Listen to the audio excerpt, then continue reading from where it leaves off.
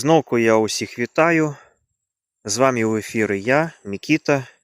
І сёння я хачу вам паказаць такі непрыемны бок нашага расліннага свету, да якога нават і дакранацца не хочацца, прычым і ў прамым, так і ў пераносным сэнсах.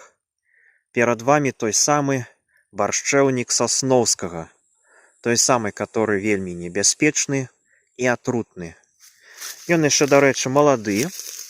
Ён дзесьці сваім, можа, ростам у 1,5 метры. Але ўжо даволі небяспечны. Дакранацца да яго ўжо нельга. У такім стане ён ужо можа пакідаць вельмі цяжкія, моцныя хімічныя апёкі, якія не загойваюцца па некалькі тыдняў, і цераз іх даводзіцца людзей везці ў лякарню. А вырасце ён яшчэ прыкладна да 3 метраў. Я бачыў такія тут, дарэчы, дзесьці у мінулым месяцы. Яны па 3 метраў такім ростам. І зверху іх ёсць такая белая кветачка ў выглядзе парасоніка. Прыкладна як укропа. Ось. Ну і тыя, хто ведаюць, тыя, хто ўжо сустракаўся з гэтай раслінай на сваіх лецішчах, на сваіх садовых участках, яны ведаюць, што бароцца з гэтай раслінай вельмі цяжка.